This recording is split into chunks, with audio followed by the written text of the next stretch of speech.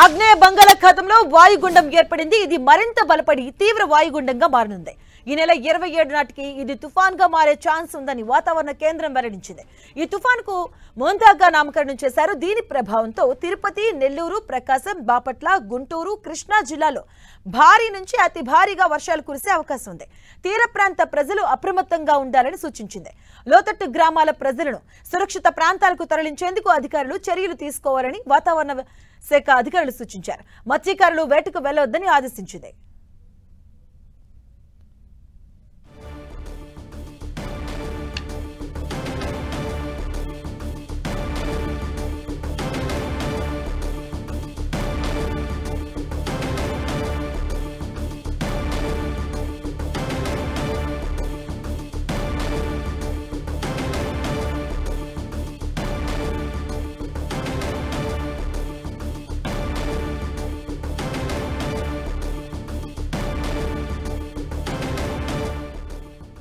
ఇక 3 రోజుల పాటు భారీ నుంచి అతి భారీగా వర్షాలు ఉండే అవకాశం ఉందంటూ వాతావరణ శాఖ అధికారులు హెచ్చరికలు జారీ చేశారు. ఆగ్నేయ బంగాళాఖాతంలో వాయుగుండం తీవ్ర వాయుగుండంగా మారే అవకాశం ఉందంటూ కూడా, అలాగే ఈ నెల 27 నాటికి రేపు తుఫాన్ గా మారే ఛాన్స్ ఉందంటూ కూడా అధికారులు హెచ్చరికలు జారీ చేస్తూ ఉన్నారు. తీర ప్రాంత ప్రజలను అప్రమత్తంగా ఉండాలని సూచించారు.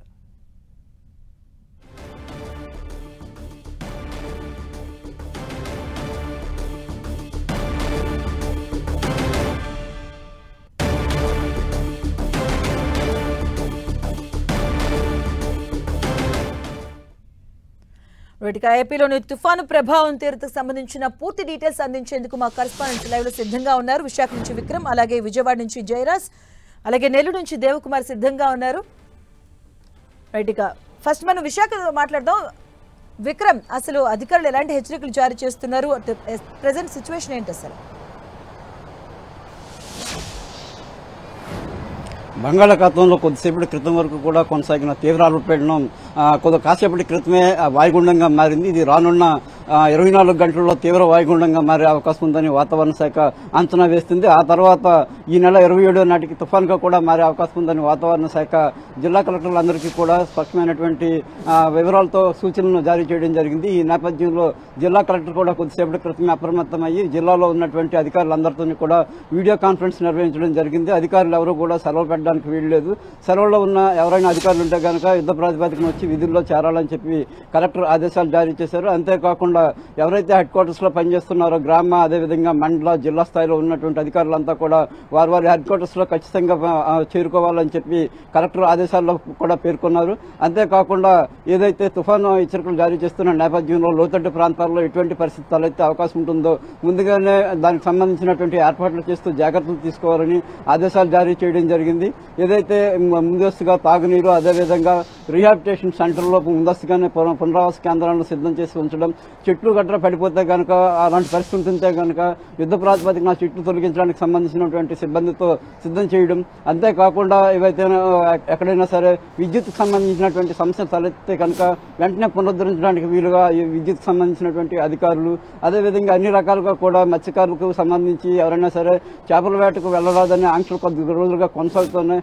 ఏదో సరే సమాచారం లేక ఎవరైనా లోపలికి వెళ్ళినట్టయితే కనుక వాళ్ళు యుద్ధ ప్రాతిపదికన తిరిగి వెనక్కి రావాలి, వచ్చేలాగా మత్స్యకారులకు సంబంధించినటువంటి సమాచారం అందజేయాలని చెప్పి కలెక్టర్ ఆదేశాల్లో పేర్కొన్నారు. అయితే ఈ నేపథ్యంలో 27, 28, 30 తేదీ వరకు కూడా ఈ వర్షాలు కొనసాగుతాయి. ముఖ్యంగా భీకరమైనటువంటి వర్షాలు కోస్తా జిల్లాలో కురిసే అవకాశం ఉంటుందని వాతావరణ శాఖ అంచనా వేస్తోంది. ఏదైతే కృష్ణా, గుంటూరు, ప్రకాశం, అదేవిధంగా ఉభయ గోదావరి జిల్లాలు, కాకినాడ ప్రాంతాల్లో ఎక్కువగా ఈ వర్షాలు కురుస్తాయి. వర్షాలు కురుస్తున్న సమయంలో బలమైన ఈదురుగాలు, ఉరుములు, మెరుపులు, పిడుగులతో కూడినటువంటి వర్షాలు కురిస్తే కనుక ఇటువంటి పరిస్థితులు తలెత్తాయో అందరూ ముందుగానే తెలిసి ఈ నేపథ్యంలో జాగ్రత్తలు వహించాలి.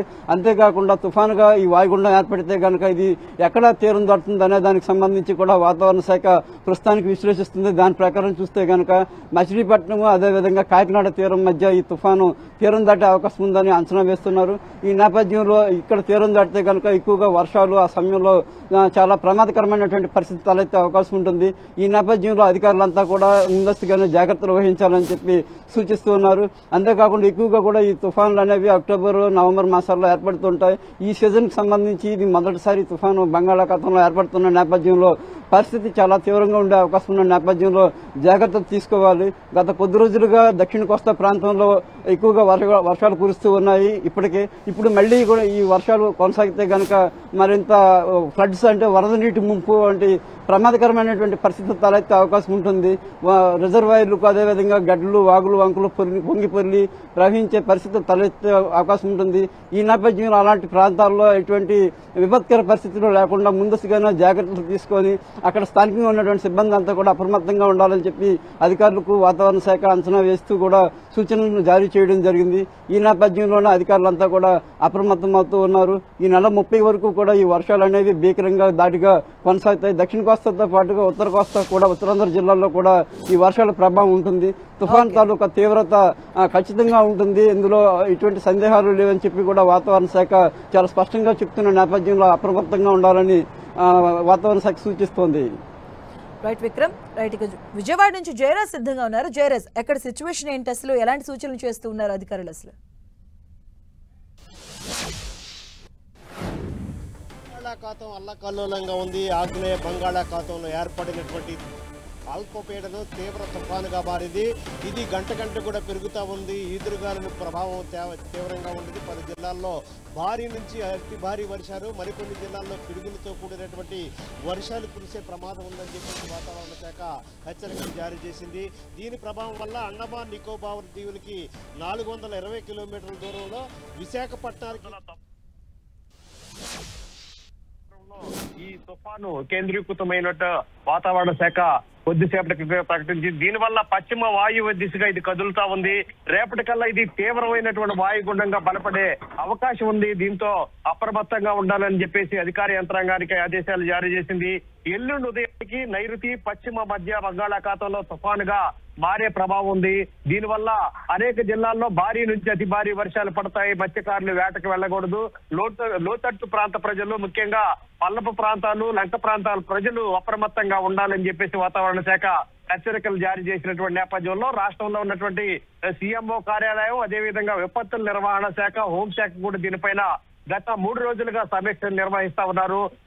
ముఖ్యమంత్రి కూడా దీనిపైన ముఖ్యమంత్రి కార్యాలయం కూడా అనుక్షణం ఆ జిల్లాల్లో ఉన్నటువంటి కలెక్టర్లతో వీడియో కాన్ఫరెన్స్ నిర్వహించారు. హోం మంత్రి అనిత కూడా దీనిపైన విపత్తుల నిర్వహణ శాఖ అధికారులతో ఆదేశాలు జారీ చేశారు. వారితో సమీక్ష సమావేశాలు నిర్వహించారు. ఆయా ప్రాంతాల్లో ముఖ్యంగా భారీ నుంచి అతి భారీ వర్షాలు పడే ప్రాంతాలు, కోస్తా తీరంలో ఉన్నటువంటి అన్ని జిల్లాల కలెక్టర్లు, ఎస్పీలు అందరినీ కూడా అప్రమత్తం చేశారు. ఎన్డీఆర్ఎఫ్, ఎస్డీఆర్ఎఫ్ బృందాలన్నీ కూడా సిద్ధంగా చేశారు. ఎన్డీఆర్ఎఫ్, ఎస్డీఆర్ఎఫ్ బృందాలన్నీ కూడా సిద్ధంగా ఉండాలని ఆదేశాలు జారీ చేశారు. ఎక్కడైతే అటు గోదావరి, ఇటు కృష్ణా నది కరకట్టలు ఎక్కడైతే బలహీనంగా ఉన్నాయో ఆయా ప్రాంతాలన్నీ కూడా పూర్తి స్థాయిలో పటిష్టం చేయాలని చెప్పేసి ఆదేశాలు జారీ చేశారు. రాబోయే 48 గంటలు కూడా అప్రమత్తంగా ఉండాలి. రాబోయేటటువంటి 3 రోజులు కూడా భారీ నుంచి అతి భారీ వర్షాలు, పిడుగులతో పాటు కూడినటువంటి వర్షాలు పడే అవకాశం ఉన్నటువంటి నేపథ్యంలో ఆయా ప్రాంతాల్లో ఉన్నటువంటి కలెక్టర్లు, మండల స్థాయి నుంచి కూడా రాష్ట్ర స్థాయి వరకు ఉన్నటువంటి అధికార యంత్రాంగం కూడా అప్రమత్తంగా ఉండాలని చెప్పేసి ప్రభుత్వం ఆదేశాలు జారీ చేసింది. మాధవి, రైట్. జయరాజ్, అలాగే నెల్లూరు నుంచి అప్డేట్స్ ఇచ్చేందుకు దేవకుమార్ సిద్ధంగా ఉన్నారు. దేవకుమార్, అక్కడ ప్రెజెంట్ సిచ్యువేషన్ ఎలా ఉంది, ఎలా ఉండబోతుంది, ఈ తుఫాను ప్రభావ తీవ్రత ఎలా ఉండబోతుంది, ఎలాంటి సూచనలు చేస్తున్నారు? మాధవి, ఆగ్నేయ బంగాళాఖాతంలో వాయుగుండం కొనసాగుతుంది. ఇది రేపటికి తీవ్ర వాయుగుండంగా బలపడనుంది. అదేవిధంగా ఎల్లుండికి తుఫానుగా మారుతుందని చెప్పి వాతావరణ శాఖ హెచ్చరికలు జారీ చేయడం జరిగింది. దీంతో అటు అధికార యంత్రాంగం కూడా పూర్తిగా అప్రమత్తమైన పరిస్థితి. అయితే రాబోయే 4 రోజులు అంటే ఏపీలోని అనేక జిల్లాల్లో కూడా భారీ నుంచి అతి భారీ వర్షాలు కురుస్తాయని కూడా వాతావరణ శాఖ చెప్పడం జరిగింది. అందులో నెల్లూరు జిల్లా కూడా ఒకటి. ఇప్పటికే ఏపీకి రెడ్ అలర్ట్ కూడా వాతావరణ శాఖ అలర్ట్ చేయడం జరిగింది. దీంతో పాటు అంటే భారీ వర్షాలు కురుస్తున్న నేపథ్యంలో అధికార యంత్రాంగాన్ని కూడా అంటే జిల్లా కలెక్టర్లు, ఎస్పీలను కూడా అప్రమత్తం చేసిన పరిస్థితి కూడా కనిపిస్తోంది. అయితే ఇప్పటి వరకు చూస్తే అంటే నిన్న అదేవిధంగా మొన్నటి వరకు కూడా ఒక ఐదు రోజుల నుంచి మొన్నటి వరకు కూడా ఒక నెల్లూరు జిల్లాలో భారీ వర్షాలు కురిశాయి. దీంతో అనేక చోట్ల కూడా రోడ్లు జలమయమయ్యాయి. అదేవిధంగా లోతట్టు ప్రాంతాలు కూడా కొన్ని వర్షపు నీటిలో మునిగిపోయిన పరిస్థితి అవుతుంది. ఇప్పటికే ప్రజలు తీవ్ర ఇబ్బందులు పడుతున్నారు. వాటి నుంచి ఇంకా కోలుకోని పరిస్థితి. అయితే ఇప్పుడు మరోవైపు చూస్తే ప్రాజెక్టులు కూడా నిండుకుండలా మారాయి. సంవత్సరాల జలాశయానికి పైనుంచి వరద నీరు వస్తూనే ఉంది. అయితే ఇప్పటికే ఇన్ఫ్లో 55,000 క్యూసెక్ల ఇన్ఫ్లో వస్తూ ఉంది. అదేవిధంగా అవుట్లో 60,000 క్యూసెక్ల అవుట్లోను విడుదల చేస్తా ఉన్నారు. ఈ విధంగా నెల్లూరు జిల్లాలో ఇప్పటికే ఈ పరిస్థితి ఉంది. అయితే తుఫాను ముప్పు ఉండడంతో జిల్లా ప్రజలైతే ఒక ఆందోళన చెందుతున్నారు. ఇప్పటికే అనేక చోట్ల కూడా లోతట్టు ప్రాంతాల్లో ఉన్న ప్రజలు కూడా ఇబ్బందులు పడతా ఉన్నారు. వాటి నుంచి ఇంకా కోలుకోలేదు. మరోవైపు ఇప్పుడు తుఫాను అంటుండడంతో జిల్లా ప్రజలు కూడా ఎంతో ఆందోళనలో ఉన్నారు. భయంతో ఉన్న పరిస్థితి నెల్లూరు జిల్లాలో కనిపిస్తోంది. ప్రస్తుతానికైతే నెల్లూరు జిల్లా వ్యాప్తంగా ఎక్కడా కూడా వర్షం కురవడం లేదు. కొద్దిసేపటి వరకు కూడా ఎండ ఉంది. అయితే ఇప్పుడిప్పుడే మేఘాలు కొంచెం మేఘావృతం అవుతున్నాయి. అదేవిధంగా మబ్బులు వస్తున్నాయి. అయితే దీని వాయుగుండం ప్రభావం మొదలయ్యే పరిస్థితులు అయితే నెల్లూరు జిల్లాలో కనిపిస్తూ ఉన్నాయి. మరోవైపు తుఫాను ముప్పు ఉండడంతో జిల్లా యంత్రాంగం కూడా అప్రమత్తమైంది. మొన్న కురిసిన వర్షాల నుంచి కూడా జిల్లా యంత్రాంగం అప్రమత్తంగా ఉంది. కలెక్టర్ హిమాంశు శుక్లా ఎప్పటికప్పుడు అధికారులతో సమావేశమవుతున్నారు. జిల్లాలో ఎలాంటి పరిస్థితినైనా ఎదుర్కొనేందుకు సిద్ధంగా ఉండాలని చెప్పేసి వాళ్ళందరికీ కూడా కాన్ఫరెన్స్లు కూడా నిర్వహిస్తున్నారు. ఇప్పటికే ఇరిగేషన్, రెవెన్యూ, పోలీసు, విద్యుత్ ఇలా అన్ని శాఖలకు సంబంధించిన అధికారులతో కూడా సమావేశాలు నిర్వహించి ఎక్కడా కూడా ప్రాణ నష్టం జరగకూడదు, ఆస్తి నష్టం జరగకూడదు, ఎలాంటి అన్ని చర్యలు తీసుకోవాలని చెప్పి కూడా అధికారులకు ఆయన సూచించడం జరిగింది. మరోవైపు మంత్రి నారాయణ కూడా ఎప్పటికప్పుడు అధికారులతో మాట్లాడుతూ ఉన్నారు. ఎలాంటి పరిస్థితిని ఎదుర్కొనేది సిద్ధంగా ఉండాలి, ఎక్కడా కూడా ఆస్తి ప్రాణ నష్టం జరగకూడదని ఆయన కూడా అధికారులకు చెప్పడం జరిగింది. ఈ విధంగా అధికార యంత్రాంగం పూర్తిగా అప్రమత్తమైంది. అదేవిధంగా ఇప్పటికే మత్స్యకారులు ఎవరు కూడా వేటకు వెళ్లొద్దని కూడా హెచ్చరికలు జారీ చేయడం జరిగింది. అయితే ఈ విధంగా అధికార యంత్రాంగం పూర్తిగా అప్రమత్తమైన పరిస్థితి అయితే ఉంది. ప్రస్తుతానికైతే నెల్లూరు జిల్లాలో ఎక్కడా కూడా వర్షం పడిన పరిస్థితి అయితే కనిపిస్తోంది. దేవకుమార్ 3 రోజుల పాటు భారీ వర్షాల హెచ్చరికలు ఇచ్చారు. సో ఈ నేపథ్యంలో స్కూల్స్ కి, కాలేజెస్ కి ఏమైనా సూచనలు చేశారా? ఎలా ఉండబోతుంది? అయితే నిన్నటి వరకు కూడా అంటే నిన్న వర్షం పడినప్పటికీ అంటే మొన్న ఆ ముందు 2 రోజుల వరకు జిల్లాలో భారీ వర్షాలు కురుస్తా ఉన్నాయి. అంటే అల్పపీడన ప్రభావంతో మొత్తం ఒక 5 రోజుల పాటు జిల్లాలో భారీ వర్షాలు కురిశాయి. ఈ క్రమంలోనే జిల్లా కలెక్టర్ 2 రోజులు వరుసగా స్కూళ్ళకి అదేవిధంగా కాలేజీలకు సెలవులు ప్రకటించడం జరిగింది. అయితే నిన్నగా వర్షం ప్రభావం ఏమీ లేకపోవడంతో యథావిధిగా స్కూల్స్, కాలేజీలు రన్ అవుతా ఉన్నాయి. అయితే ప్రస్తుతానికైతే జిల్లా కలెక్టర్ కావచ్చు, అదే ఎవరు కూడా స్కూల్స్కి సెలవులు ప్రకటించలేదు. ఏదైనా అంటే తుఫాను ఉంది కాబట్టి రేపు ఒకవేళ నిర్ణయం తీసుకునే పరిస్థితి అయితే కనిపిస్తోంది. Madhavi. Right, thank you Devakumar. Right, మనతో పాటు తిరుపతి నుంచి శ్రీనివాస్ యాడ్ అవుతున్నారు. దీనిపై సంబంధించిన వర్షాభావ పరిస్థితికి సంబంధించి అలాగే తుఫాన్ ప్రభావం ఎలా ఉండిపోతున్న డీటెయిల్స్ ఇచ్చేందుకు శ్రీనివాస్ సిద్ధంగా ఉన్నారు. శ్రీనివాస్, అక్కడ సిచ్యువేషన్ ఏంటి, ఎలా ఉండిపోతుంది, అధికారులు ఎలాంటి సూచనలు చేస్తున్నారు?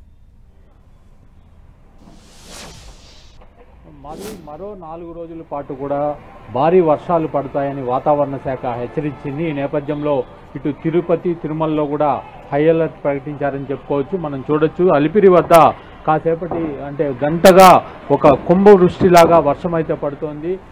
ఇక్కడ తిరుమలకి వెళ్లే భక్తులు వీళ్ళందరూ కూడా ఇబ్బందులు పడుతున్న పరిస్థితి. ఇదే విధంగా జిల్లా వ్యాప్తంగా కూడా ఇవాళ వర్షం వచ్చే సూచనలు అయితే కనపడుతున్నాయి. కాసేపటి క్రితం వరకు ఎండ అనేది ఉండింది. ఆ తర్వాత ఉన్నట్లుండి వర్షం స్టార్ట్ అయ్యి అంటే కుంభవృష్టి పడుతోంది. ఇప్పుడు అలిపిరి దగ్గర, అదేవిధంగా తిరుమల ఈ ప్రాంతాల్లో అంతా కూడా కుంభవృష్టిగా వర్షం అయితే పడుతోంది. మరో 3 రోజులు 4 రోజుల పాటు ఈ వర్షాలు ఇదే విధంగా కొనసాగే అవకాశం ఉందని కూడా వాతావరణ శాఖ హెచ్చరించిన నేపథ్యంలో ఇటు జిల్లా యంత్రాంగము, టీటీడీ కూడా దానికి అప్రమత్తమైందని చెప్పుకోవచ్చు. ఇప్పటికే టీటీడీ తిరుమలలో భక్తులకు ఎటువంటి ఇబ్బందులు లేకుండా కూడా జాగ్రత్తలు అనేటివి తీసుకుంటోంది. అదేవిధంగా ఇక్కడ జిల్లా యంత్రాంగం కూడా ఏదైతే తిరుపతిలో వర్షం కారణంగా పలు కాలనీలకి నీరు వచ్చే అవకాశం ఉంది. అటువంటి ప్రాంతాలనంతా కూడా అప్రమత్తం చేసి అక్కడ ఎటువంటి ఇబ్బందులు లేకుండా జాగ్రత్తలు అయితే తీసుకుంటున్నారు. తిరుమలలో ఇక స్వామివారి దర్శనానికి వచ్చే భక్తులకు కూడా ఇబ్బందులు కలగకుండా మాత్రం టీటీడీ అప్రమత్తంగా వ్యవహరిస్తోంది. Madhavi. Right, thank you Srinivas.